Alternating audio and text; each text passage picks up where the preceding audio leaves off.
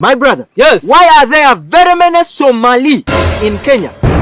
Well, there are almost 2.8 million Somalis in Kenya doing business, working in different government sectors, and above all, they are there as citizens and residents of Kenya. And how did it happen like that?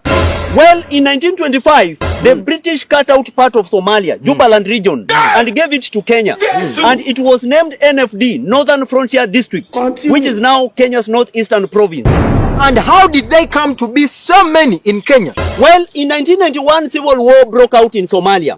Kenya welcomed the Somalis as refugees. They ended up settling in the Kenya's northeastern province, which was previously part of Somalia before independence. It was Somalis inhabited enclaves.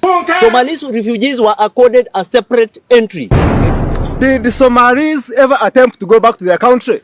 Yes, after Somali's independence in 1960, they wanted to go back. They decided to unite with other Somali people in Egypt, Ethiopia, Somalia itself, and go back and form a united Somali state. But Kenya was not willing to release them to go back to their country. Why was Kenya not willing to release the Somali, yet they wanted to go home?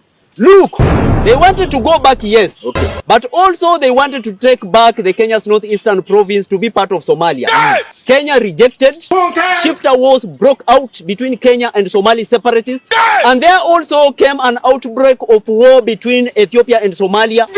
Weapons channel were cut out for the Somalia separatists in Kenya, and eventually Mzee Jomo Kenyatta defeated them. And how have Somalis helped Kenya? Well, Somalis have invested $1.5 billion in Eastleigh, Nairobi, Kenya alone. In 2012, they threatened to exit Kenya because of harassment, withdrawing approximately 10 to 40 billion Kenya shillings from the bank account. It was a threat to Kenya's economy until they had to negotiate. Is that all? No, that is not all. Somalis are hardworking, aggressive, no nonsense, courageous, brave, and they have contributed hugely in Kenya's security. Most Somalis are also lawyers, diplomats, doctors, politicians, and many others in Kenya. Are there any renowned people in Kenya, but with Somali origin? Yes, there are very many. For example, they had Mohamud Mohamed, former military commander and chief of staff, ethnic Somali. Mohamed Yusuf Haji, former minister of defense, ethnic Somali. Nuruddin Haji, current director of public prosecution in Kenya, ethnic Somali. Aden Duale Bare, minister of defense, CS defense in Kenya, ethnic Somali. Mohamed Hussein Ali, former inspector general of police, ethnic Somali. Mahat Somane, high court lawyer, ethnic Somali. Umi Bashir, high court lawyer, ethnic Somali.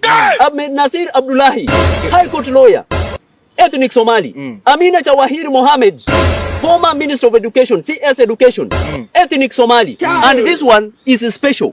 Junet Mohammed, this one is a member of parliament who contested in a very unlikely place, a place where there are only Luo speaking people, but he won, ethnic Somali. Kenya and Somalia has this unique chemistry which we shall be discussing in our YouTube channel. Somalia can be still a great nation, and our message to you is we love you. Wanuku Jekla High. Don't correct me next time. This man